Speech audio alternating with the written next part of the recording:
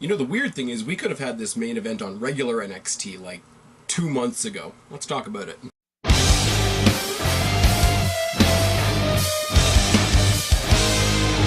going on, everybody? It's your buddy, it's your pal Spaz Phoenix, the YWC Reality Check, here with your NXT UK Part 1 for November 7th. I'm going to try this a different way from what I did last week. Last week, I took 2 shows and basically made it into one review. This week, I'm going to break it off into 2, mainly because there's things I'm really looking forward to on both shows, and they deserve their respective time. As I say, let me know what you guys prefer.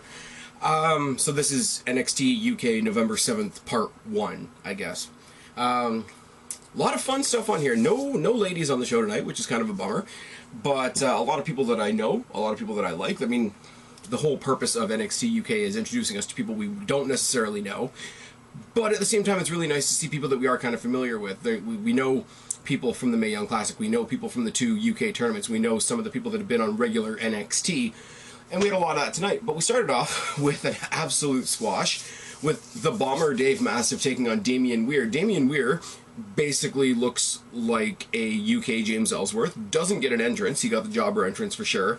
Tried a cross body block to start the match, and that was a fail. Got a running senton by Mastiff, a delayed toss vertical suplex by Mastiff, which just, he held him up there forever and a day. Running high angle cannonball in the corner for the win. Mastiff gets the win. I figured after a squash that quick that they were going to have him cut a promo, you know, I'm here to make my impact on NXT Rider Up, but they didn't. They went to the commentators, who are still in front of a green screen. I know a lot of people don't like it, but whatever. We see a replay package from last week with Wolfgang turning heel on Mark Andrews, doing the beatdown with the Coffee Brothers, you know, big bad heel faction. It is what it is. We see video packages for Ligero, James Drake, and Ginny. Ginny's not on the show tonight, but she's going to be debuting, I believe, next week, which is apparently in Part 2, because we're doing 2 weeks at a time. But we did get Ligero versus James Drake, and I'll tell you something, man. You see Ligero, and I saw Ligero, and I saw this guy looks like a friggin' goof. Is he a British guy? Is he a luchador? Is he whatever? But I am starting to like him a lot. James Drake kind of looks like Seth Green with long hair, and you know, no slouch in his right either. But I'm really focusing on Ligero, which is the advantage that I think a luchador in general always has, because they have that unique look with the mask and the whole bit. They do generally draw your eye more. So if you're being exposed to 2 new people that you don't know, your eye is going to be drawn to the luchador a bit more, because they do have that attention grabbing, that almost cartoon element. But please understand, I don't mean that in any kind of bad way. Collar and elbow tie-up starting a headlock and a headlock takedown by Drake. Back to the collar and elbow, cheap shots by Drake. Both men trade some punches. A leg lariat by Ligero. The leg lariat by Ligero, he looks so fucking smooth. He throws himself like a fucking boomerang, and it's so on point. I can't really describe any... I can't do it justice in any description I could give it. Back elbows by Ligero, body shots in the corner by Drake, a snapmare and a stomp to the face by Drake, cobra clutch by Drake, and a series of strikes by Ligero. A code red into an immediate pinfall combination by Ligero, but obviously there's a kick out with a kick to the face. A running trip. This thing is really cool, because this is almost like a crossbody, or it's almost like the leg lariat that Ligero did. But this thing that Drake did, he threw himself across the ring, but he did it low, so his entire body was basically used for this trip. Body shots by Ligero, and a springboard tornado DDT gets the win for Ligero. And I like this. I do like this, because everybody and their mother has a finisher. There's a pedigree, there's a stunner, there's a tombstone, etc. And that is a definite match-ending thing. I kind of like Ligero using the DDT, or using the springboard DDT, because it's something that we're so used to seeing. It's like a super kick these days. You're so used to seeing it in the middle of the match, you forget that it can be a finisher. Like, any move can be a finisher. A punch in the face can be a finisher. A trip, a facebuster can be a finisher if it's applied correctly. And the way he snaps off the tornado DDT is obviously pretty great, but you can have a victory with a lot of pomp and circumstance, and it breathes new life into something that we are kind of spoiled by and sort of seems super generic most of the time, which is good. I lost my place, and I can't read my own writing. Toni Storm talks in the back about what the NXT UK Women's Championship is going to mean to the brand and to her, and she hints at her match with Dakota Kai next week. Dakota Kai joins the conversation, and, you know, she's trying to be the, I've always said Dakota Kai is Bayley done properly, you know, the shy, sort of unassuming person who's going to go in and going to put in the good effort, but isn't really going to be a dick about it. But she's like, you know, make no mistake, I'm going to win next week, which is actually going to be in part 2. It's going to be funny when I say next week, as long as they double up these shows, because next week is probably in an hour or so for the viewer. Ashton Smith comes out, and he's going to take on nobody, because he gets the shit kicked out of him by Wolfgang and the Coffee Brothers. Now, one of the Coffee Brothers, I haven't been watching them long enough to know which one is which, so please please accept my apologies in advance, cuts a really bad promo to the point where the crowd starts chanting, "We don't know what you're saying." So that's bad. But some of the keynotes are, no one likes us and we don't care. We surround ourselves with people of similar mentality. If you're not on our level, we'll dispose of you. They call out British Strong Style because British Strong Style are the fence posts of this brand. We're a pack. Our mentality is a pack, and this is our kingdom. Rah, rah, rah. Pretty underwhelming heel faction promo, if I'm honest. I like these guys. I'm pretty sure they're going to go around destroying people, but very, very underwhelming as far as the promo goes.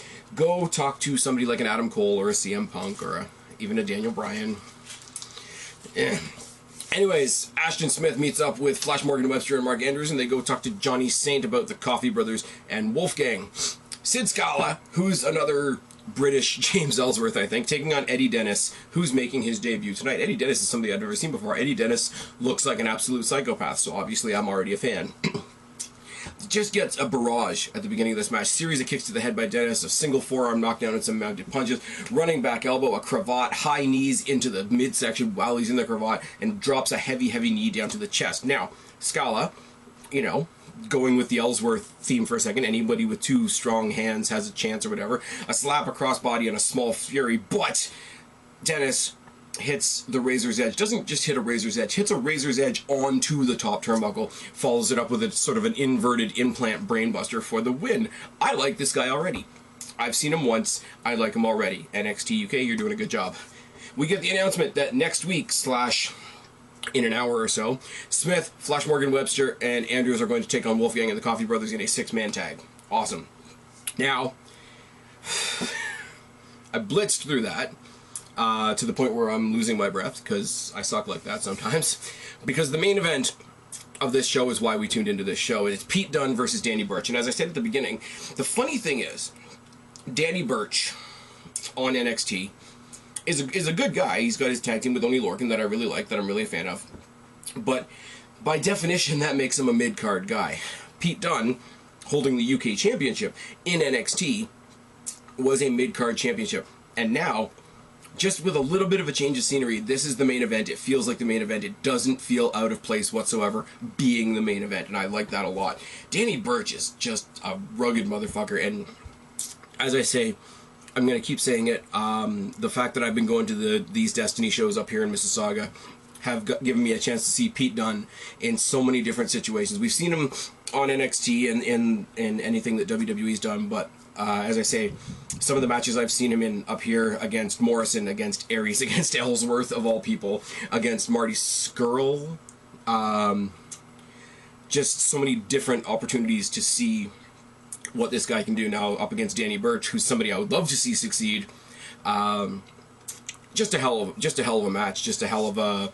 Even before the match happens, you just put those two names out there and you're like, oh, fuck. Anyways, collar and elbow tie up, and Burch takes down Dunne with a key lock. Gets him an extending key lock and uses the key lock to take him all the way down. Kicks to the midsection by Dunne, a collar and elbow tie up, and a snapmare by Burch, and chops to the back. Test of strength, Dunne works the hand and the fingers. Arm breaker by Dunne, back to the hand and the wrist and the fingers. Key lock by Dunne, reversed into a suplex by Burch. Suplex by the barred arm, which is really nice. You want to try and use my arm in this submission situation, I'm going to use that very arm to suplex you, which is good. Forearm by Dunne, back to the hand, back to the wrist, back to the fingers. Kick to the arm and a mid-air trip by Burch. Dunne tries to go up for something, a flying something, how it goes. Mid-air trip by Burch, just plucks him right out of the air. Apron X-Plex by Dunne. Dunne stands on the arm for another stomp. Arm drag by Dunne, DDTs the arm and stomps on it some more. Chops by BURCH, uppercuts and a corner uppercut. Second rope drop kick by BURCH and a snap power. The snap power bomb. Just as I say, once again, I'm gonna repeat this a couple of times because it's what Danny Burch does. He just clutches Pete Dunne out of midair and snaps him down for this powerbomb. Step up enzuigiri by Dunne, stomping on the arm. Dunne stands on the arm for a stomp on the apron. BURCH trips Dunne on the apron so that he lands face first on the steel steps. That was fucking brilliant. German suplex by BURCH, triangle choke by Dunne, buckle bomb by BURCH, and another arm bar by Dunne. Top rope German suplex by BURCH nearly cracked the ring. The sound, go back and watch it. If you watched it already today, go back and watch it again. Listen to the crack of the two of them hitting the mat off the top rope German suplex by Danny Burch. Both men trade some strikes. Enzuigiri by Dunne breaks up that exchange. X-Plex into an armbar by Dunne. Crossface by BURCH followed up by a lariat. Series of boots by Dunne. Headbutt by BURCH. Elevated DDT by BURCH doesn't get him the win, and the crowd popped huge for that near fall. Rolls him over into a crossface, but Dunne rakes the eyes, hits the bitter end, rolls him over into a not only a triangle choke, but a triangle choke where he can also work on the fingers, and eventually, at the risk of having his fingers broken, Danny Burch taps out. This was a fucking phenomenal match. This, if we were still talking about NXT proper, this could be on TakeOver WarGames. I would not have a problem with that whatsoever. That pay-per-view right now only has 3 matches on it that I'm aware of. Bump these guys onto there. Just let them go along for the ride. It would be really, really good. This was awesome. Can't wait to talk about part 2. Don't know exactly when that video is going to be up. Hope you guys like it. We're going to be back to talk about that. We're going to be back to talk about regular NXT. I might make a mention of the fact that Nikki Cross was on SmackDown this week, but we'll see how it goes. So far, I've been Spaz, your YWC reality check. Subscribe up there, talk down there, start a conversation, keep all these conversations going. Don't be a stranger. I will talk to each and every last one of you later, but for right now, I am tagging out. Bye, guys.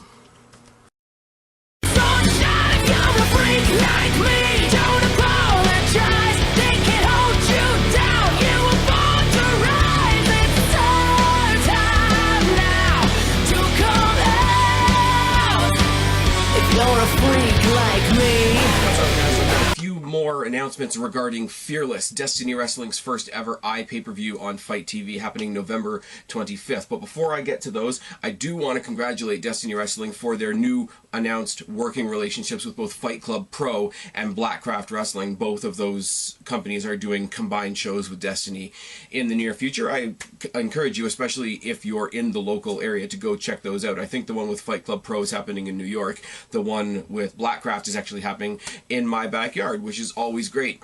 They've added another match to Fearless. It's going to be new Destiny talent Channing Decker taking on Teddy Hart. Now, obviously, that's in addition to the match that we already know about, which is interim Destiny champion Josh Alexander taking on Ray Phoenix and Rich Swann. This is building up to be a hell of a card. Destiny's growing. I'm happy for them. You guys should check them out, and I'll talk to you later. Bye.